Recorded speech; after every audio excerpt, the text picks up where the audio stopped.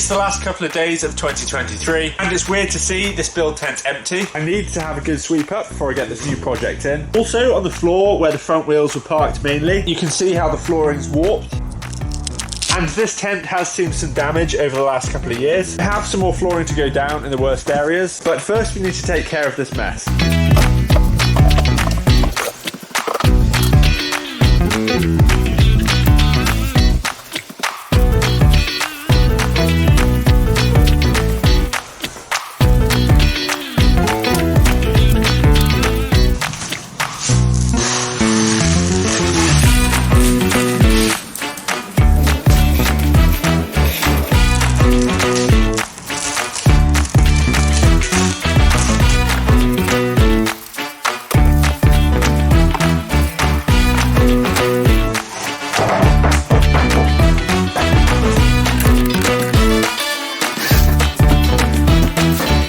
The wheelbase of the car. This means I can get the pads roughly in the right place. In the left hand corner, the floor is in really good condition, so I do not need a pad there. Spot on. That was a good guess. As this car is front wheel drive, I'm actually going to drive it in forwards, so the engine bay will be towards the back of the tent, purely down to the fact that the track that goes up to the road is really wet and muddy this time of year. I should have better traction going up in reverse rather than going forwards. This is purely a logistical manoeuvre.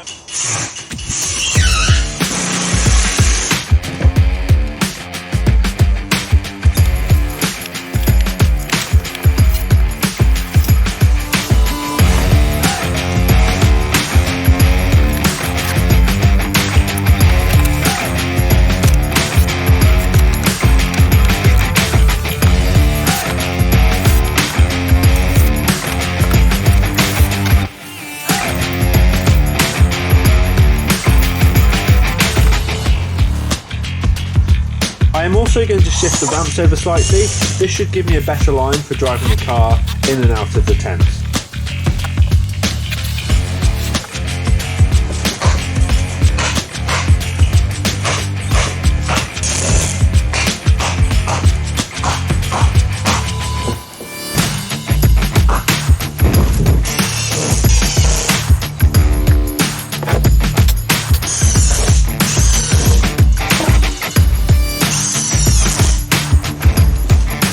I have put some tarpaulin down the edge, which should hopefully slow down the water from coming inside. Now I think we're just about ready to get the car inside.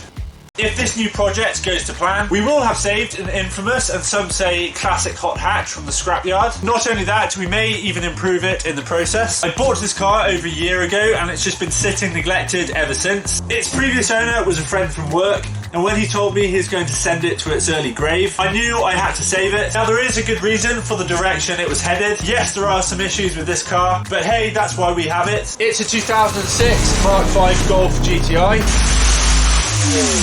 Being a Mark 5, it has the 2-litre TFSI engine, not the BAM engine that was a proven 1.8-litre engine in the previous generation, the Mark 4 Golf, and also in some of the Audi TT models. This was one of the first Volkswagen models to use a DSG gearbox. Thankfully, we have the no-messing manual transmission in this one. Another fact about this car and this particular engine, this is the first direct injection engine to be fitted to a Golf. And it also has a dual-stage intake manifold to help with low-down torque. So this is a pretty sweet engine package. This car from new cost 22 grand. We have the stock Monza 18-inch alloy wheels that came factory on the car. It's on a PQ35 chassis platform, which is shared with other models of this era, like the Seat Leon, for example. Anyhow, I've rinsed Wikipedia enough with facts for you. This is our new mini project. Until we know the extent of any damage or the degree of repair, this will either be put back on the road as a standard-ish car, or we may go full track spec for this build. We will take it step by step and see where it leads. Firstly, I want to take a good look at the rust in front of this wheel arch and on the sill. You can see how far the rust has come up the rear quarter panel. Before that though, I'll jack the car up, get the wheels off and these plastic trims, which will get me more access. First need to find the locking wheel nuts.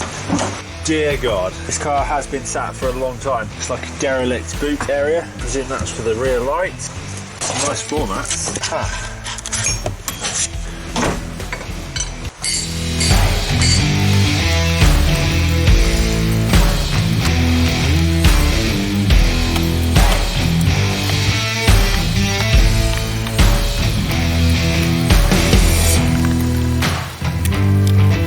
go find Jack.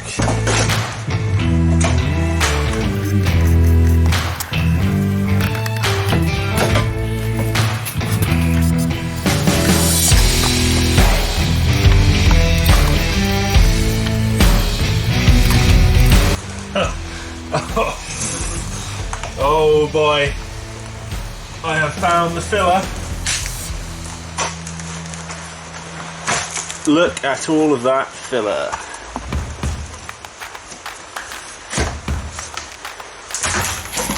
Oops.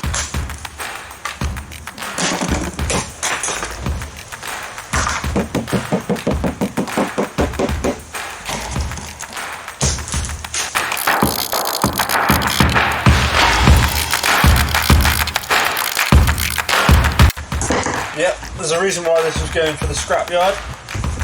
Here's a finger for reference to how thick the filler is. We'll see how far this goes up the rear quarter.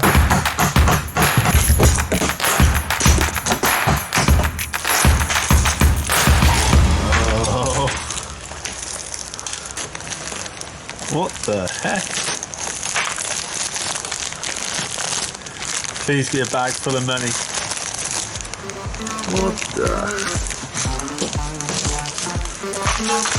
Oh, there's a solid part of the car.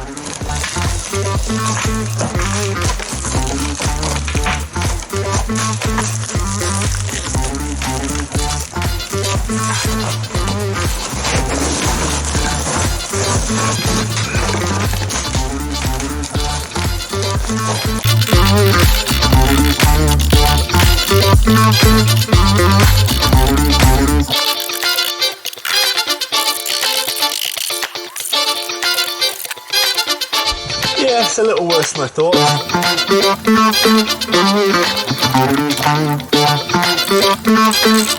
The reason why this was an MOT failure is because the rust area was within 12 inches of the trailing arm, i.e. a structural mounting point. The chassis seems okay apart from the very end. Once I know how far to go back this way, I can start cleaning it up and cutting all of the rust out.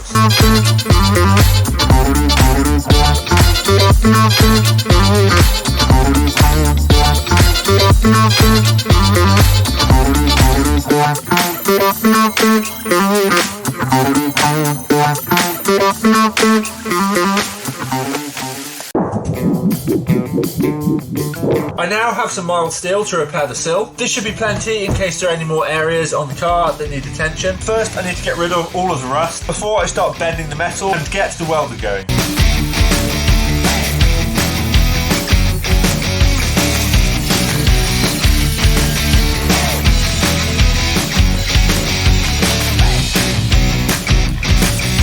I am happy now I've cut the worst of the rust off. Anything else you see is just surface rust, and I will take that off before I prime it. Next, I'm going to measure up the size of plate I need.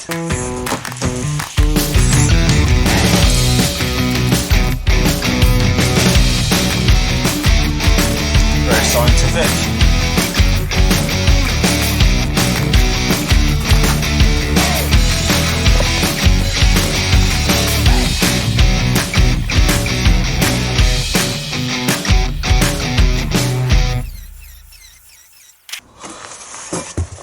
Looks good. I now need to make the first bend in the sill, which is this bend right here.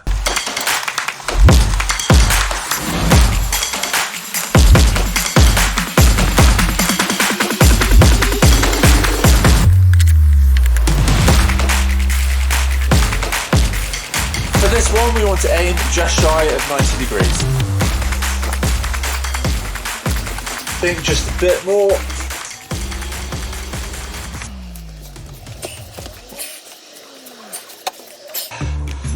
See how we go with that?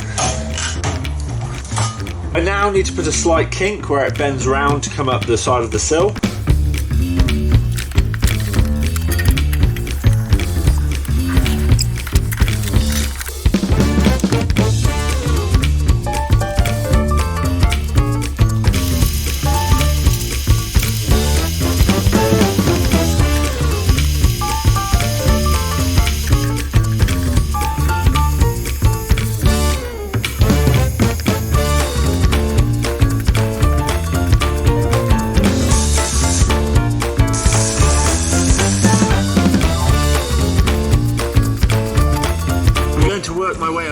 inside the sill. Then once it's fully welded, I can bend it up and trim it down to size. It's not the prettiest in the world, but it should last a while. Before I form this piece to the car, I will spray the welds with some etch primer.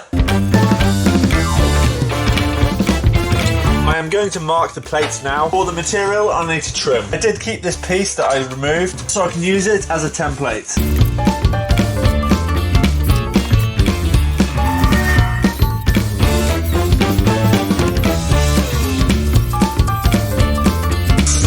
I can take a bit more off of this edge. The rest is good.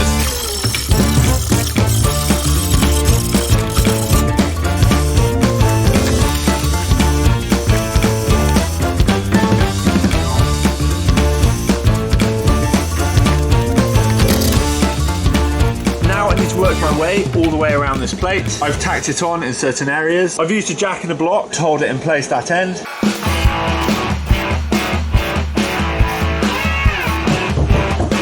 Slowly coming back to life. Quite a lot of smoke inside the car, so I'm going to have to take this door trim off rather quickly. I think we're good. I have just gone around the edges and taken off all the high bits. Now I need to make the end plate, so I've got my CAD machine out.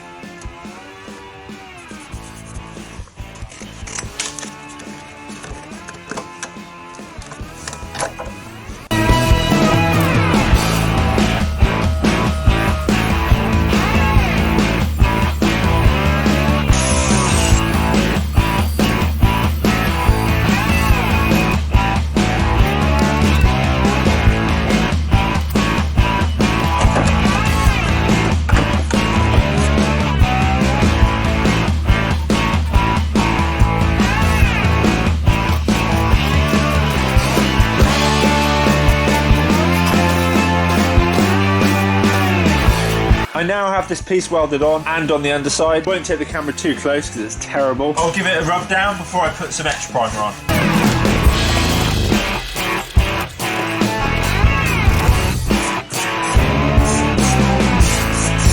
I am done with this sill for the moment. The next stage on this is filler and underseal, but for now I am going to move around to the other sill because I believe there is some more rust, but hopefully it's not as bad as the near side.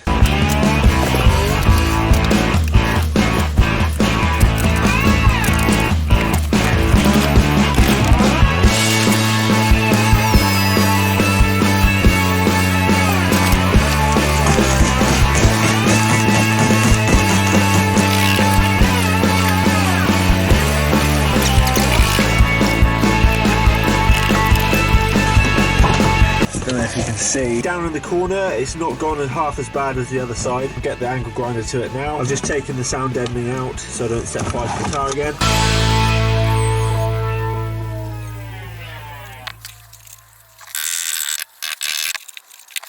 As you can see this side, it is a smaller area. However, there are some more issues. There is a small hole here, and there is a section further up I've cut out midway along the sill, which is a bit odd, but that does need addressing. I've checked all the way up the sills, both sides now, so I'm pretty sure once I take care of these areas, I'm hoping that's most of the rust dealt with. It's the following morning. I've jumped forward just a touch. I've made up some plates for this sill. They should be prepped for welding. I have just about got the sill back together. It has taken a while to weld this all up. Now I'm going to clean it up, take all the rough edges off, and then primer before the underseal.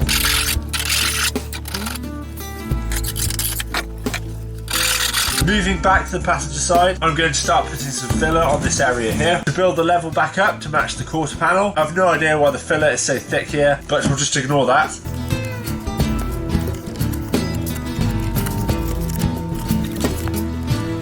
Having welded up both sides, I believe the reason why they were rusted is that there was loads of mud and debris stuck inside the arch liner and trapped all down here. So over time, the amount of moisture kept inside, it will have stayed wet for a long time. That's probably why these have rotted out. As you can see on the driver's side, I've also put some filler on a few patches. I've taken some of the bubbles out of the paint on the arch. We'll get some etch primer on the sill, and I think we'll call it for the day. To be completely honest, the rust repair was the job I was looking forward to the least. However, I do have some gas left in the welder, so if I find any more areas, we'll deal with those as well. Next time, we'll start on some mechanical upgrades. I hope you enjoyed the episode, and I'll see you next time. Let's see if it starts after the welding.